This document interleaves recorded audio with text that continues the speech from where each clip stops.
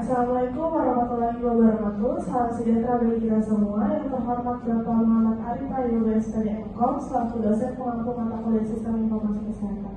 Perkenalkan, saya Siti Fadila Harun sebagai moderator dalam presentasi dari kelompok 11 yang akan memaparkan materi mengenai teknologi 5G untuk kesehatan. Sebelum itu, perkenalkan anggota kelompok kami yaitu adalah saya sendiri Siti Fadila Harun, Alisha Putri Anwar, lalu ada Fazia Senaya dan juga Teresa Helena Parto. Kepada presentator pertama, saya persilakan.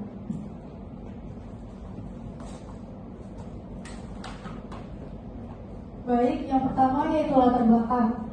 Layanan kesehatan modern semakin membutuhkan sistem digital yang cepat, stabil, dan presisi, terutama untuk telemedicine, pencitraan medis berresolusi tinggi, dan pemantauan pasien jarak jauh. Namun, jaringan generasi sebelumnya sering mengalami keterlambatan dan ketidakstabilan sehingga menghambat diagnosis dan tindakan real time. Teknologi 5G hadir dengan kecepatan lebih tinggi, latensi rendah, dan keandalan jaringan yang mampu meningkatkan stabilitas layanan hingga lebih dari 99%. Implementasi 5G juga memungkinkan inovasi seperti operasi jarak jauh, berbantuan bobot, dan pemanfaatan perangkat IoT yang mengirim data pasien secara real time. Dengan kemampuan tersebut, 5G menjadi infrastruktur strategis untuk meningkatkan mutu layanan, memperluas akses kesehatan, dan mendukung transformasi digital sektor kesehatan. Selanjutnya dijelaskan oleh Bapak Fox selanjutnya.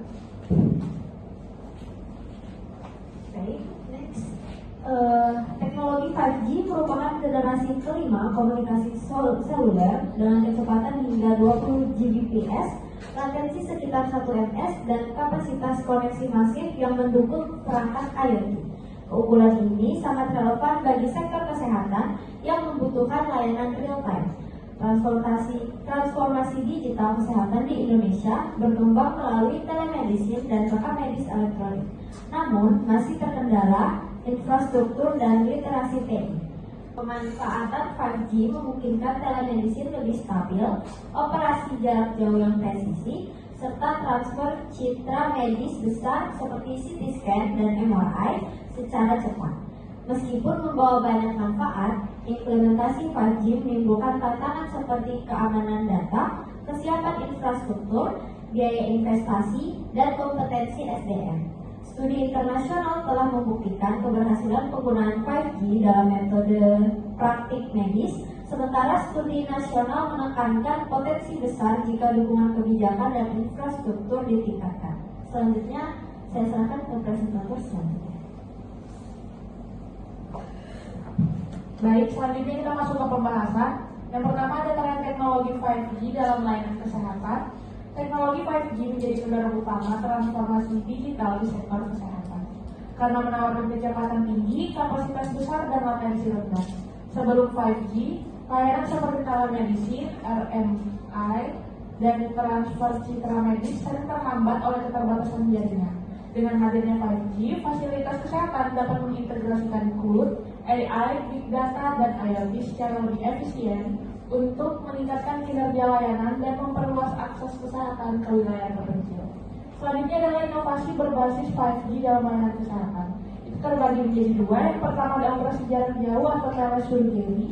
5G memungkinkan operasi jarak jauh dilakukan secara real time menggunakan robot bedah karena latensi yang sangat rendah. Teknologi ini membuka peluang pemerataan layanan spesialis ke daerah terpencil serta sangat berguna dalam kondisi darurat seperti bencana atau wilayah sulit. Dijangkau hasil uji coba internasional menunjukkan telesurgery berbasis 5G sangat presisi dan aman. Yang kedua ada IoT atau Internet of Medical Things. Perangkat IoT seperti sensor vital, perangkat wearable, dan alat monitoring ICU dapat mengirim data secara real time melalui jaringan 5G.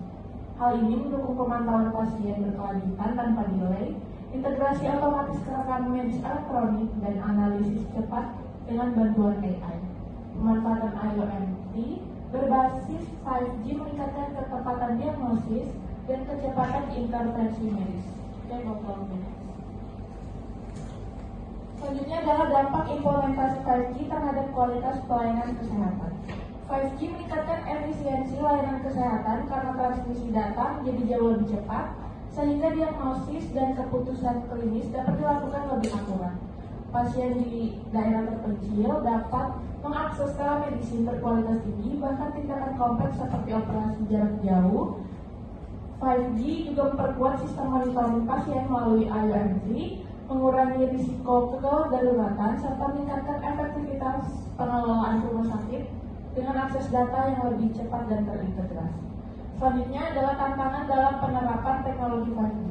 Implementasi 5G masih menghadapi berbagai kendala seperti pemerataan infrastruktur yang belum optimal, terutama di daerah terpencil, biaya perangkat IoT dan robot berdaya relatif tinggi sehingga menjadi hambatan bagi banyak fasilitas kesehatan.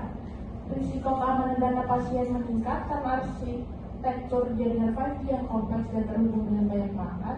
Selain itu, tenaga kesehatan memerlukan pelatihan khusus agar mampu mengoperasikan teknologi berbasis 5G. Tanpa kesiapan infrastruktur, SDM dan keamanan pemanfaatan 5G tidak dapat berjalan optimal. Selanjutnya, saya kembalikan ke moderator.